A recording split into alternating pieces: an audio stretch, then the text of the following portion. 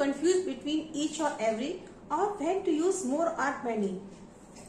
Come with me and let's clear the confusion in this video. Correct use of some adjectives. कुछ adjectives का सही उपयोग कैसे करें इसमें हम बताएंगे. फर्स्ट है some and any. Some and any. Some का मीनिंग कुछ होता है और एनी का मीनिंग कोई होता है. सम का यूज जो है हम अफर्मेटिव सेंटेंस में करते हैं, जैसे ही हैज सम फ्रेंड्स. यहाँ पर ये अफर्मेटिव सेंटेंस है, यहाँ पर सम का यूज हुआ है. और एनी का यूज हम निगेटिव और इंटरोगेटिव सेंटेंस में करते हैं, जैसे he has not any friends. यहाँ पर एनी का यूज हुआ है और ये हमारा निगेटिव सेंटेंस है. सेकंड है मच एंड मैनी. मच का मीनिंग अधिक होता है और मैनी का मतलब बहुत से होता है. मच हम क्वांटिटी को बताने के लिए करते हैं, जैसे आई हैव मच मनी. और मैनी का यूज हम नंबर्स को बताने के लिए करते हैं, जैसे there are many students in the library. Each and every. Each का मतलब भी प्रत्येक होता है और एवरी का मतलब भी प्रत्येक होता है. ईच का यूज हम दो या दो से अधिक व्यक्तियों या वस्तुओं के लिए करते हैं, जैसे कि ईच का यूज टू गर्ल्स के साथ में हुआ है. और एवरी का यूज भी हम दो या दो से अधिक वस्तुओं के लिए करते हैं, लेकिन उस टाइम करते हैं जब अनलिमिटेड नंबर्स होती है या फिर उसकी संख्या निश्चित नहीं होती है.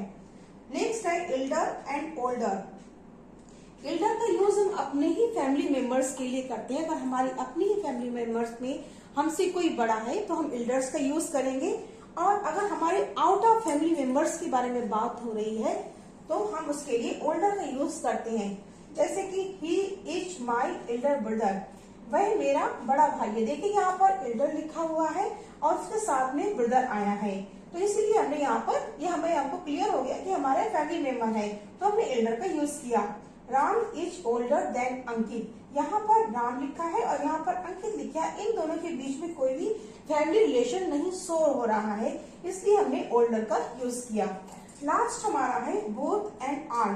बोथ का मतलब दोनों होता है, ऑल का मतलब सभी होता है. बोथ का यूज हम दो व्यक्तियों के लिए करते हैं, दो व्यक्तियों के बीच में करते हैं. Both the boys are naughty, मतलब दोनों ही लड़के शैतान हैं. All the boys are present, सभी लड़के शैतान है. तो यहाँ पर बोथ द बॉयज केवल दो लोगों के लिए आ रहा है और ऑल द बॉयज का मतलब सभी लोगों के लिए आ रहा है.